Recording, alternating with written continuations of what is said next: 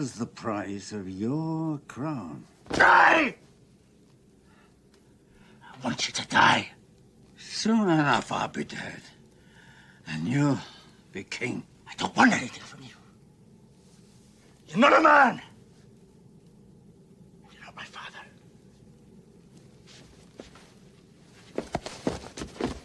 You are my son, and you have always known my mind. You deceived me. You let yourself be deceived. But in your heart, you always knew what had to happen here. At last, you know what it means to hate. Now you're ready to be a king. My hate will die with you. Just like a G, you know? Drum truck was qualified. Before they do it. I wake up and go get me some new money. You know I'm living like a G. These little niggas ain't gonna take nothing from me. You know we do it like a G. That's why they got I fuck on anyone. Just like a gangster, just like a G. Just like a G. Welcome to the G Chit podcast. I'm your host, Galvarino Chili. I got the rugged techie back. He's not in the trucker again. No, I'm at home right now. I'm saying. Yeah, he's off the road. He's safe. Chilling at the hacienda, baby. The hacienda. Yeah. Most people say. Does hacienda means house? House in Spanish, yeah. Oh, you know, some people say casa, like mi casa, su casa. Yeah, hacienda is more formal. More formal. Yeah. Okay. So casa is like crib or something. House is like house. Uh-huh. The hacienda is like that's like balling. Estate. You know what I'm saying? That's established. Don't park in front of my hacienda, dog. Right. Don't park in front of the hacienda, Holmes. Yeah, I'm at my hacienda, baby. Yeah, how you doing though today? Yeah, I'm all right, man. You know, getting ready for, about to eat some turkey tomorrow, I guess. Oh, where are you guys doing Gobble Day at? A place called York, Pennsylvania, which is a very, very old American city. It used to be the capital of the United States at one point in time. York was the capital? Yeah, at one point, because when they burned down DC, when the British attacked in 1812. There you go. When they attacked, they went to York. They went to York. See, I thought it went to like outside of Philly. I didn't realize it was York. Oh, that's dope. So when York, Pennsylvania, did they build what was the capital in York? Was it just like the town center, or did they build a building out there? Yeah, like they have like very, very, very, very old buildings. They just had like caverns and taverns they used to go to and meet up, and plot. So all those taverns, right, plot spots. You know what I'm saying? Oh, okay. So you have like taverns and stuff here that are very old, from the 1700s or that. Really? I come out to York one day and bar hop. Yeah, man, come on. Everybody's out here, so you can come down and find out what's down here. It's pretty cool. Yeah. I think I've been through. How far is York from Reading? Not far. Not far. It's like Reading is like less than an hour from here, maybe. York, or maybe an hour, maybe a little less than an hour. Yeah. York is where all of the guys from Newark used to go to try to get the get rich quick schemes.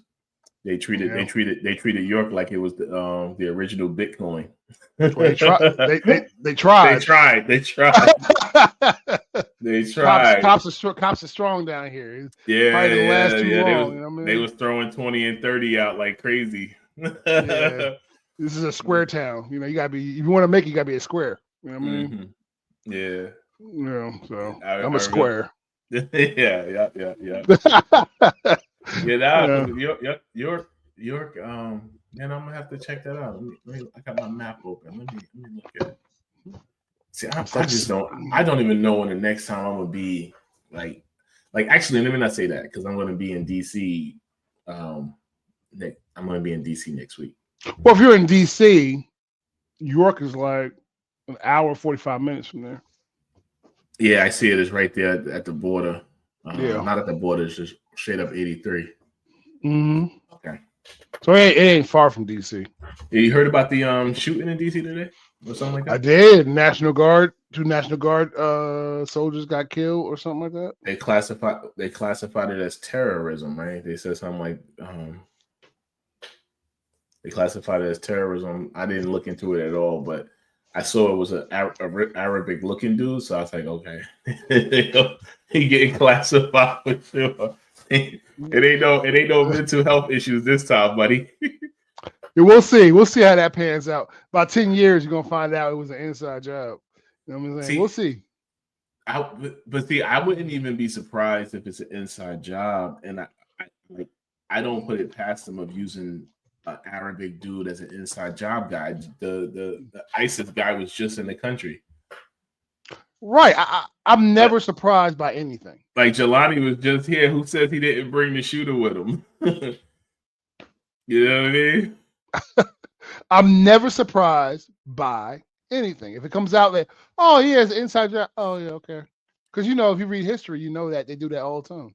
Yeah, false flags. Because I'm like, it doesn't blow my mind at the fact that we're so duplicitous and decrepit or deceptive. Right. It's like, but like I know the amount of stuff that I know, and I don't know it all, but the amount of stuff I know, it makes me never surprised by the things we do. Right. But at the same time, you still get surprised, like, God, yo, you going further? like, there's no limit. Like, yo, you brought Jelani to America 3 times already. Like, yo, the dude was ISIS. Like, in 2012, he was the guy in the video at the front of the pickup truck convoy when Obama was fighting ISIS. Like, that was the guy. These people are just, I mean, they write about it. You ever read that book, The Grand Chessboard? Yeah, The Grand Chessboard. It's the Big News Brzezinski. I can never say his name. Zbigniew Brzezinski. Yeah, the Zbigniew Brzezinski. Yeah. And for the people, before you go, for the people, his daughter is Mika Zabriskie from the news show. But go ahead. Right. Sorry. So they write about this stuff, man. They tell you in your face, oh, we're going to do this, that, and the other. And then they do this, that, and the other. And people are like surprised when it happens. They plan this out. Yeah, and see, that's the thing that surprised me because is that they tell you to your face, like one of the things that I always think to myself, at least, is think tanks, right? Mm-hmm. Like, you think about the amount of think tanks in America. Every university has research groups and thinking you name different societies, right? Mm-hmm. DC full of think tanks. The government funds so many think tanks, the Carnegie Foundation, this endowment, that endowment, the Quincy Institute. You know what I mean? There's so many think tanks, and they write out the formulas and the policy papers that we're guided by. It is like they write the evilness and then they put it right there online. Right. And nobody picks up their phone. I look at it sometimes. But nobody picks up their phone and scroll the document and say, you're trying to do what? It's all there. It's all there. This whole Muslim and Christian thing that's happening right now between the fighting. Albert Pike wrote about this years ago, how they're going to have a war between the Muslims and the Christians. And then it happens, and we're going to fight the Muslims. No, you're going to fight the Muslims because they want you to fight the Muslims. Yeah. You know what I'm saying? And it's so real, like when they said, just put it in a book. Because no one wants, it's like you do the work to ADD your people or ADHD your population.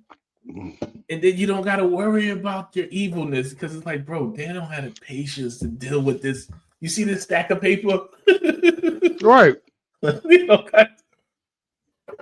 I saw somebody say that on TikTok earlier that if you want to grow your platform or your presence online,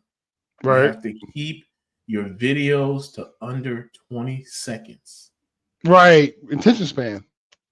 What the fuck can you say of any importance or any value in under 20 seconds? Nothing. I said 20 seconds, dog. Do you remember when Twitter first blew up? You remember the reason it blew up? Was What? you were able to quick send, it was? Well, you were able to finally send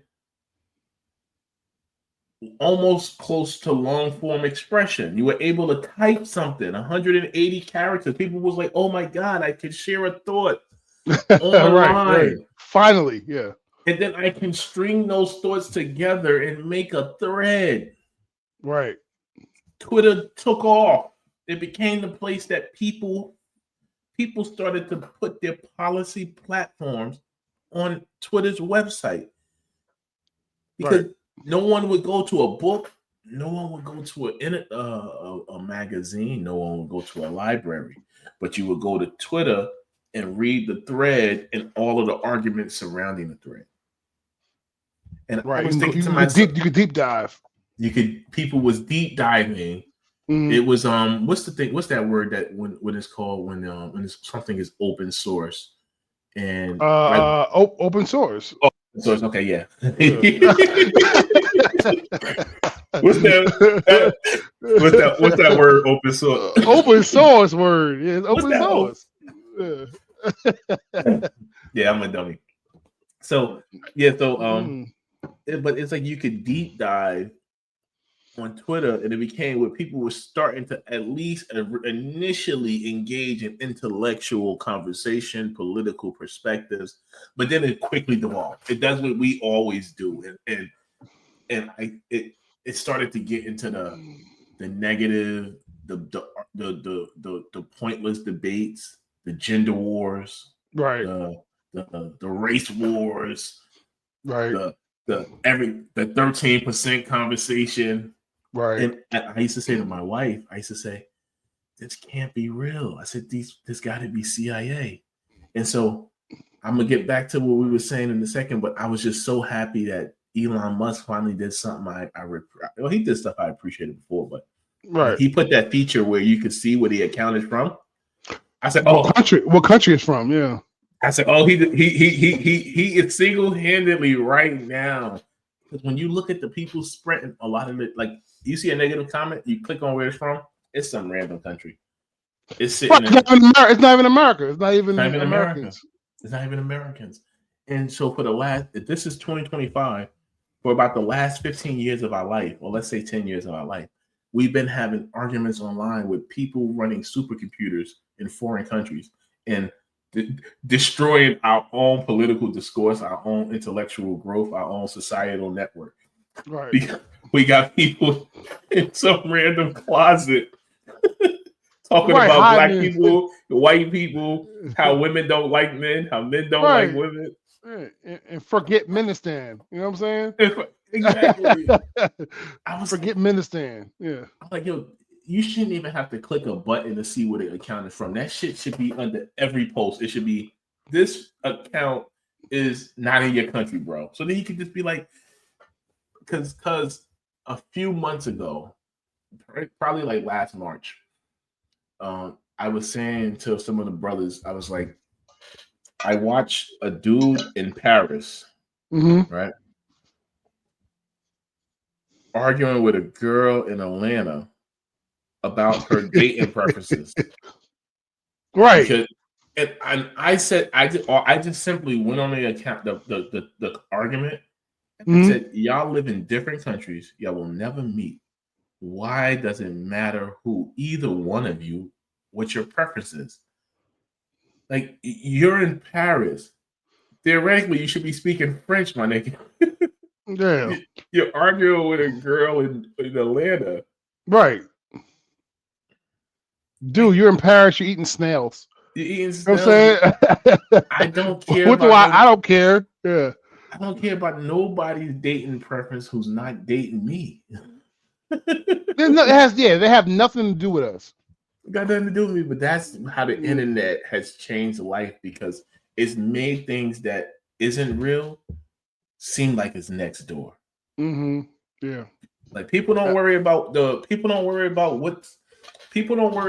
going on in their local neighborhood park, but they'll be worried about what's happening. Like, you know, what's the social life of 18-year-olds in West London? You'd be like, yo, bro, I ain't got time for that. And they be sitting, you know, a lot of those posts are so ridiculous. Sometimes you be like looking at an animal video, and the person be like, you know, animals hate niggers. I'm like, where did that come? Where did that come from? You be mad. You like Americans we're losing it. It'd be somebody in freaking Forget-Ministan trying to start some nonsense. You know what I'm saying?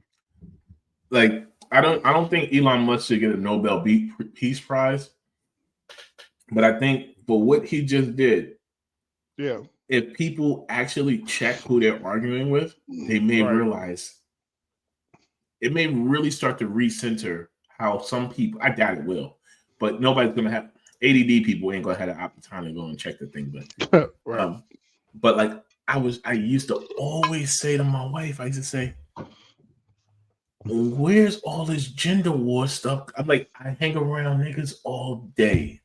We don't have these conversations. No. I've never sat around in a group of dudes, or at most, the only thing I've ever been with is just dudes, and somebody might say something about some chick, and the dude might say, oh, she always making bad decisions. Well, she love making bad. Like that, like nobody was sitting around and just like, fuck these hoes, nigga. No, I don't have time for that. Who got time? I'll tell you who had time for it. Who's had time for it. Losers always have time to talk about the girls they ain't getting because they ain't getting them. I ain't never had a problem whether I was rich or poor. Exactly. I ain't never had a problem with women. Exactly. So it's like never. Yeah. And it's like, dude, I've never, like I said, I've never seen it. And it's like, it was something that it was like every few months, it was like a CNN special about why black women can't find men, and I'm like, yo, this gotta be CIA. And now that Elon did this, I'm like, I would bet if we go back and look at all of those accounts, that was saying all of this stuff is starting, all of the gender wars during COVID, before COVID. You'd look and it's gonna be some account of somebody from like the Philippines or somebody trying to get some American dollars in his life. Right. A bunch of nonsense. And you know, I think as Americans, we need to have a little more, because you know, we talk to each other every day, whether we're black or white, whatever. We have conversations with each other. We need to have a little more faith. The only problem with that is I say that, but then again, in the back of my mind, it's like, then you have two dudes from Texas trying to take over Haiti. Oh, I forgot about that. Actually, let's talk about that. That throws everything off. Yeah, that throws everything off. Once they do that, it's like, man, we're trying to come together in a peaceful way, but y'all doing nonsense. Let me see. Where's that video at? Where's that video? Yo, those brothers said they said we was gonna go to Haiti, the two of us, to a town of 90,000, right? Slaughter the men and sex slave the women. I mean, listen, a demon couldn't make a worse plan. You know what I'm saying? A demon couldn't make a worse one. Like, what are you think? What do you have no morals, dude? Do you have no morality? I saw this video this chick put up. She said,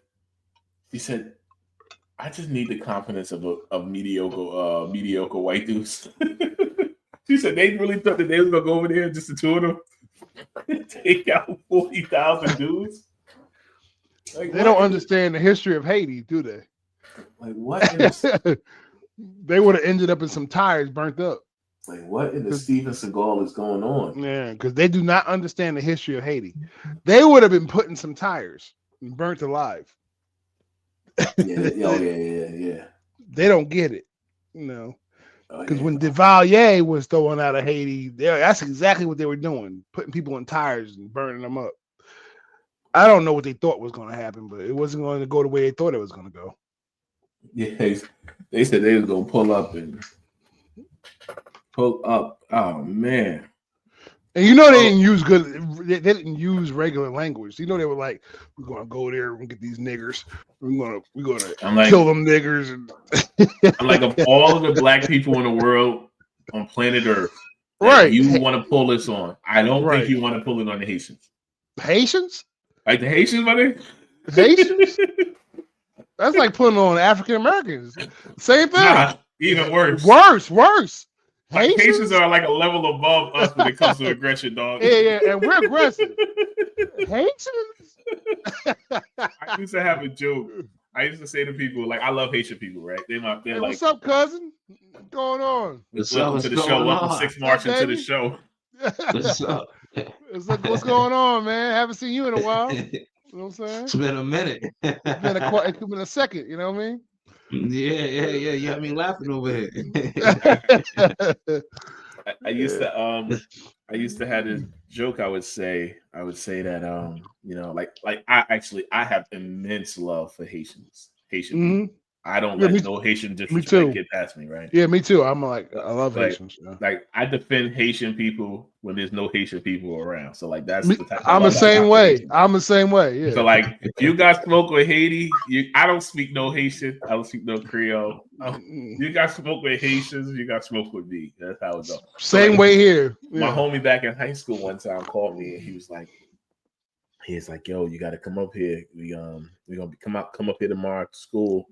He was at a different school. He said, because we're fighting the Haitians. I said, fuck out of here.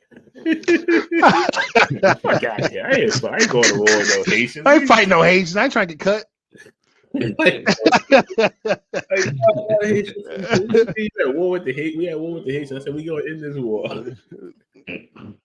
Yeah, you ain't nobody winning. It was at Central High. I was like, yeah, ain't no war with no Haitians. I saw a Haitian dude one time. He broke a glass on the ground and cut his tongue with it. I'm like, I was like, oh my god! I was like, nah, I ain't messing with no Haitians. Man. They crazy. Yeah, I'm like, yo, see, no, my joke I would say is, to say the whole joke is not the joke. The statement, it's a true statement. I think I used to say that I think that Haitians are the best of us, and that Black Americans are the strongest of us, of all of the ones that got taken. Not that there's no shade on like the other Caribbean Blacks or the South American Blacks, you know, but we were in the beast of the beast because we were in the empire dealing with like all of the other countries. They had other countries they were afraid of. Like we were getting bullied by the nigga that had no bullies. Right. Like we had to fight the toughest nigga on the block for 40 years. Right. So it does something to you that's different than everyone else. So like if you're in another country or you're in a country where you're the majority, and so now you're just dealing with deprivation issues and poverty issues and struggle issues. But like if like let's say you were a Black person in like a Spanish country, those Spanish countries was getting bitched by America. Right. Like right. Your boss is getting sunned by my boss. I'm fighting my boss. You're fighting your boss. Our fights are different. Right. Even to this day, a lot of them Spanish countries are still, they still kiss up to white supremacy right now, today. Yeah, but they, you know what I'm saying? So it was like, it's not to take away from the plight and the subjugation that other Blacks went through in other places. I just think that American suffrage was only second to Haitian suffrage. And the only difference, the reason I say the Haitians are the best among us is that the Haitians actually beat the empire of the day. Right. Like the Haitians, we fought the empire. We fought the empire. We didn't take the empire shit. Well, we fought them. Hold on, let me finish the point, Jay. If we fought the empire, so the Haitians fought the French. They fought Napoleon, the guy that no one could, the guy that all of the other nations was afraid of, even America at the time, because America wasn't going to take his shit. America wasn't going to take Louisiana and the whole Louisiana Purchase. What? We got that from Haiti. Yeah, we got that because the Haitians. But when America was taking all of this land, they left Napoleon shit alone. So when we were going west and taking land, we didn't take Napoleon shit. Right. We was afraid enough. We had enough fear in Napoleon and a respect for Napoleon to leave his shit alone. And it wasn't until the Haitians destroyed the French the French army that they had the French sold us the land so that we could be one contiguous nation. And then, so the reason that's why I say that they're the best of us in my mind, and we're the strongest because we survived the bully of the bullies. But go ahead, Jay. And fought them the whole time. Go ahead, Jay. And fought them the whole time. Well, what I was saying is, you ever heard of the guy down in Mexico? Which one? Down at Veracruz. I heard the name. He was the first slave to actually free a settlement, and he fought the Spaniards, and he won. He was the first. That was the first in America. What's his name? He fought against the Spaniards. I think his name was. Yeah. He was the first black president of Mexico, right? Yeah, he started with a Y.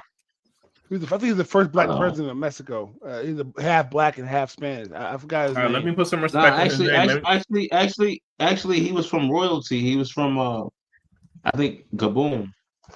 He was from one of the royal families, and he was kidnapped by the Spaniards and sold into slavery. And he ended up starting a rebellion. Tell me his name so I can put him on the screen. I'm going to put this picture on the screen. Tell me his name. Hold on. I want to get the accurate information, so I'm not telling you. Let me see. Yes. Oh. Freeze.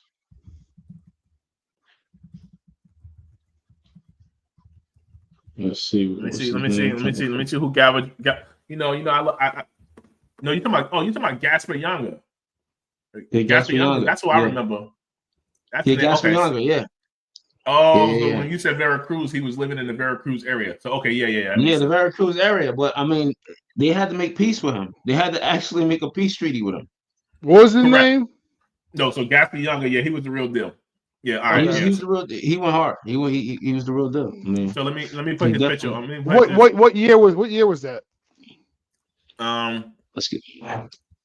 Because a lot of those South American countries were influenced by Haiti. He was he was born in 1545, but he led a rebellion in 1609. Okay, that's way before Haiti. Yeah. Oh yeah, that's way before Haiti. No, Gaspar Younger was a real deal. Like he was in Veracruz, Mexico. Mm-hmm. Yeah, they got a statue of him out there. So he black. He black. Yeah. He ain't half for nothing. Yeah, Gaspar Younger.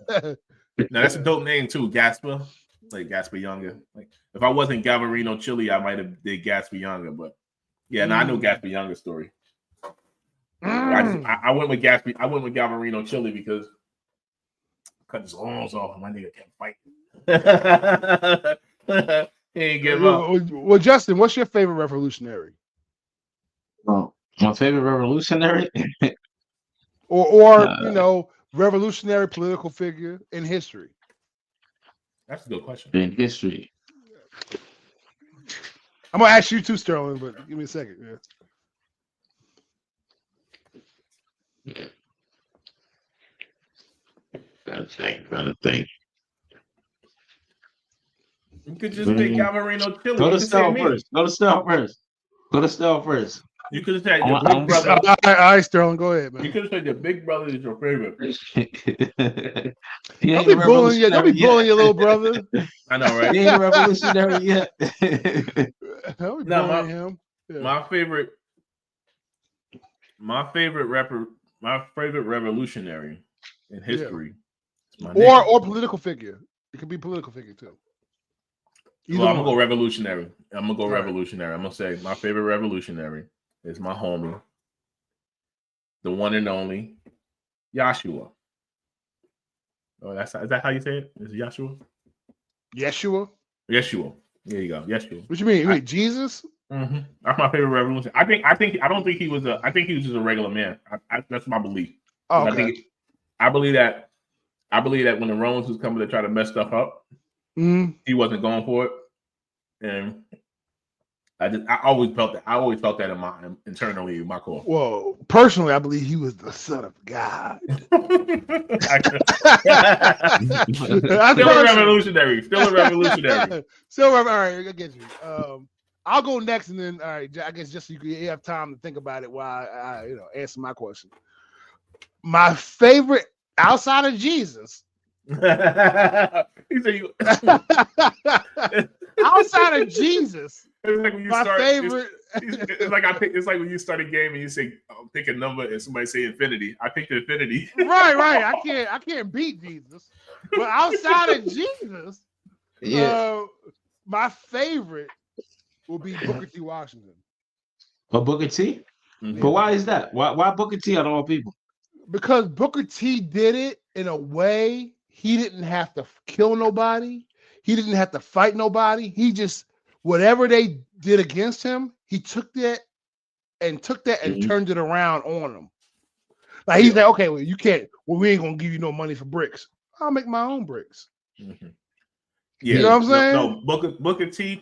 He caught a lot of shade at one point in his life, or after his life ended, because we had that. Once they became the Black intelligentsia class, people kind of used to talk down on him because of the fact that he led a movement that was focusing. They made it that he was trying to be subservient to white power. And it wasn't that he was trying to be subservient to white power, so per se, because he actually did more for a lot of people than say, because they made it about they made it a competition between Booker T and W.E.B. Du Bois. Right. And they both were great men in their own rights. But like even W.E.B. Du Bois, who was talking about like the concepts of the talented 10th, is like, to me, I never like to try to be a part of a talented 10th. I try to create more of a less of a gap.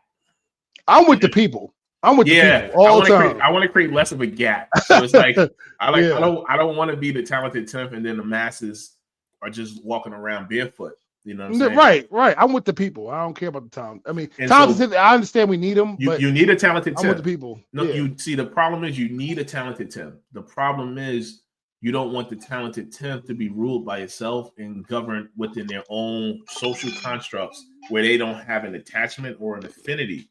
See, you need your talented 10th. You need your Black intellectuals to be like me and you and Six, because you need your Black intellectuals to have the capability, the wherewithal, the know-how, and the understanding of where the gaps are and how they need to develop themselves even further. But you need them to have the love and the affinity for the community that they never want to leave it.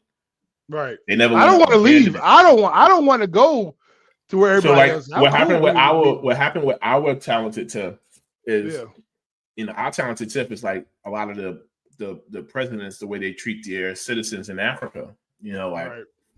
They don't build a hospital, and then when they get sick, they fly their whole family to France.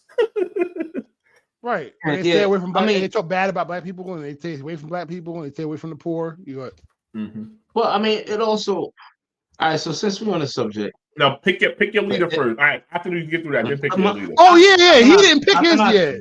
Akhenaten. Oh, so Akhenaten is yours? Yeah. All right. Now I want to hear this. Why is Akhenaten your top pick? I mean, you just imagine that your precursor before you is dynasties of greatness, right? Right. And then you come and you bring an elevated monotheistic mindset to the masses, right? Okay. And then on top of that, he got gangster enough to go in there and take their most cherished treasure out of the pyramid and dip with it and leave with it. He was actually outcasted, you know what I'm saying? Yeah. They scratched his name out, They scratched his name out. They wrote about all the history, man. Like, I mean, but what he did was, by him bringing that monotheism, he basically was like the father of monotheism. So if you're a Christian or whatever religion that you have today, you got to look back and look at Akhenaten. You know what I'm saying? Like, he went against the grain. put his life on the line. His family got messed up because of it. A lot of people got messed up because of it. But I mean, the reality of it was, I mean, I felt like he moved men forward. You know, he believed in one God for sure. Yeah. I used to call him a Kennington. Oh, who? I used to call him a Kennington. Akhenaten. I used to call him a Kennington. I think at one point I used to have it as a So for the people who don't know, I'm gonna give it a brief overview because I think it's important to know some of that history.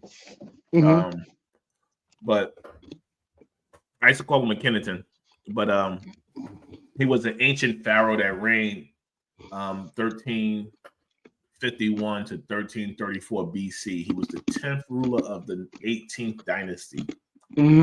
Originally, his name was Amenhotep. And so, Hotep, yep. Akhenaten, a Kennington. Yeah, that's not a bad. He was the lead, the father of monotheism, not monotheism. I can't. Yeah, monotheism. Yeah, monotheism. Yeah. Mm-hmm. Well, I understand. I mean, I understand your pick. I understand why you picked him because he went against the grain. What you're saying.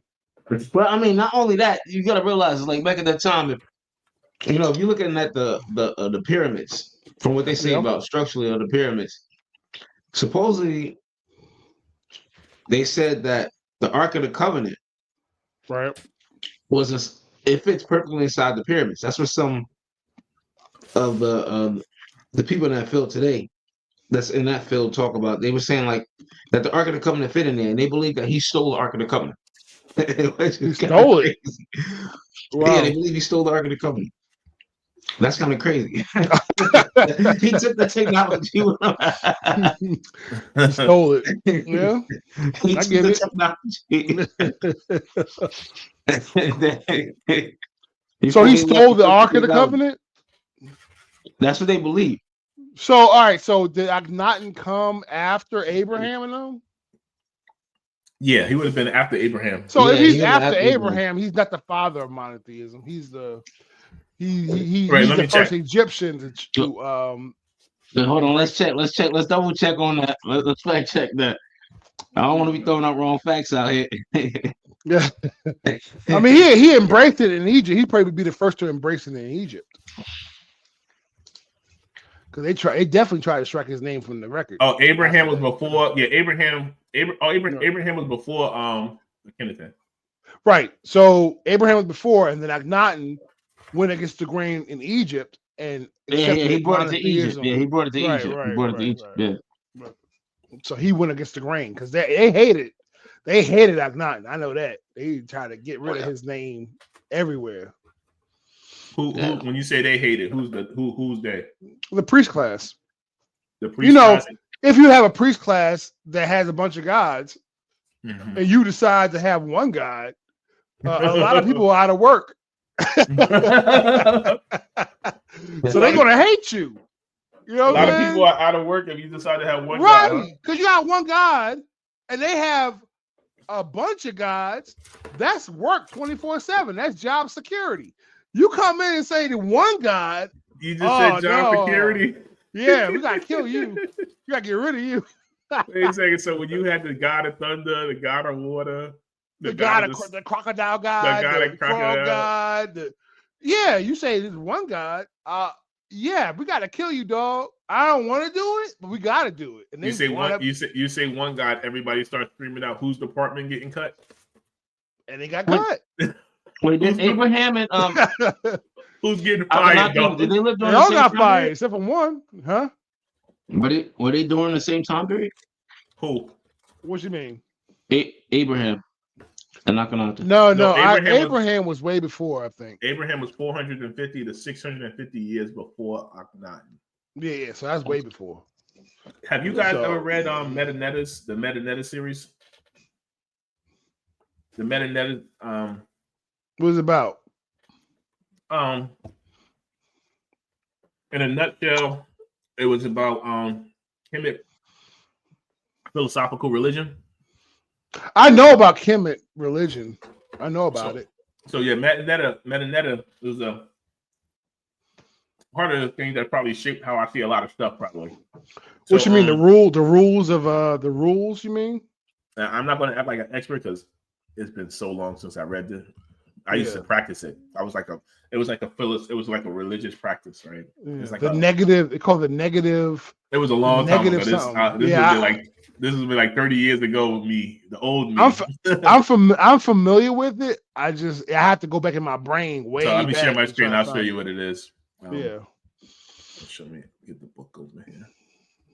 It's that lady with the wings, with the multicolored wings. I forgot her name. It was actually it wasn't a bad read. The comedic initiation system. Right. Mm-hmm. Let me share my screen. Tell me if you can see it. Can you see the book or no? Yeah, here you go. You see this book? Meta-netter. Yeah. Meta-netter. Okay. So that's volume 1, and then there's volume 2. So, and then there's a bunch of other books that go along with it. So these were books that this is like I said, this is late 90s, early 2000s me. Right. That I'm reading this, and it was like daily practice and things that you do mentally to kind of like get your mind other places and get your, I'm not even gonna go into. I'm not a person who. I'm not a. What do you call them? People who come to people countries and try to give them religion. I'm not a missionary. Missionary. I'm not a missionary. I like to let people figure out and get to a space. Like I was saying this to this dude out here. Like I know, and I'm like I be in and out and going places. And he's like, yeah, let me know. Like and I was like, look, I said, hey. I said, I'm all for that, but I said the problem with me is I don't like to like tell people to do something with me because I don't like for stuff to go wrong after I told you. Blame you. I like for everything to just happen. Like you going up? You coming that way? All right, I'll meet you. I'm going that way too. I don't be like, yo, come over here, because then you come over here, then it's like you come over here, something happened, and I'm like, damn, I never told that nigga to come over here. You know, right. Like one time I had took my homie somewhere and he in the car, I wore in the store. And while I'm in the store, somebody started shooting outside. And the only thing I'm thinking is like, damn, this nigga get shot. Don't blame you, yeah. Yeah, I was thinking like, damn, this nigga get shot. What am I gonna tell his mom? Like, why I got this nigga in the car right here? But so meta-netter was but all of that ties into what you're going on. That's why I used to call him McKinnington and all of that. But that ties into what you're talking about, 6. Hey, that's a good pick, man. I'm proud of you. Look at you going back deep. I tried to cheat. I just mixed it up. I tried to cheat and say Jesus. With Abraham. He's a cheat code. Jesus. I tried to cheat and say Jesus. Y'all this dude said Jesus. Like, I can't. How beat that? But I always tell people that I always be like, I don't jokingly say it because I don't play with Jesus' name like that, but I feel like Jesus is my nigga because I feel like he's one of the realest niggas. Like I feel like Martin Luther King was a real nigga. I feel like Malcolm X. I feel like Fred Hampton. I feel like John Brown was a real nigga. John Brown's real. Like I feel like there were certain people in the past who they was just real nigga. Like they wasn't gonna go for this shit. They were like they put their money where their mouth was. Yeah, their money. John Brown put his sons. The son. They put the money where his mouth was. He put his sons in his mouth was. He put everything on the line. Like Mao Zedong. I always say the name wrong, but like he sent his son. When people was fighting, his sons would fight. Like, no, y'all go with him. Well, the same for Stalin. Yeah, you go ahead and get it. We all in this together. Let's go. We ain't nobody above nobody. Let's get out there and get to it. I think Stalin's son died in the war. Oh, did he? I think so. Oh yeah, but Stalin's son, like supposedly, right? They was trying to do a trade. Yeah, and Stalin said no. Stalin said no. Stalin said no, right? I heard that story. I heard that story. Not you. Yeah. He said no. Like no. Trade prisoners of war, POWs. They trying to do a trade. And I forgot the quote what Stalin said, but I think he was like, "Why trade a soldier or something Yeah, for he Yeah. said, "Why I trade don't it so know, a footman for a soldier or yeah, why would I whatever?" give you my yeah, exactly. Yeah. Stalin said, wait, this is what Stalin said. I'm gonna tell you what Stalin said. That quote is cold, man. It's a cold quote. That was a cool quote.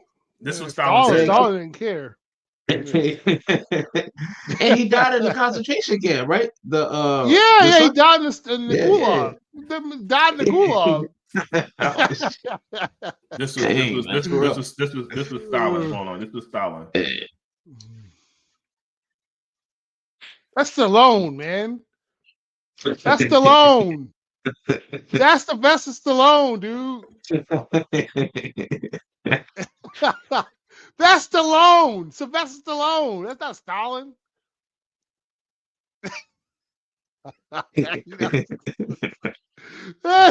You don't see it. Yo, Sterling, man. That's Stallone. You looking at the wrong video, man.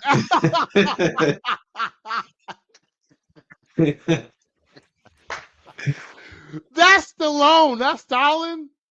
No, it's that he dies. Oh, all right. I was like, all right. I like that you would say this Stallone. It's Stallone in the background because that shit gonna sound so good on the video clip. Right. I'm hearing you say it's Stallone. Like, yo, Jay, if I was a rapper, man, we could drop that into a beat. Right. Yeah. It's Like, that's Stallone. That's Stallone. You were just doing it. If he dies, he dies. Yeah. He died. He said if he dies, he dies. Yeah. Stalin, that's how Stalin treated his son. He said if he dies, If he dies, he dies. he dies. You know, but Stalin was a straight up psychopath, man. He didn't give a crap about nobody. Don't you call my house? Stalin said, "Don't you call my house with this sucker stuff."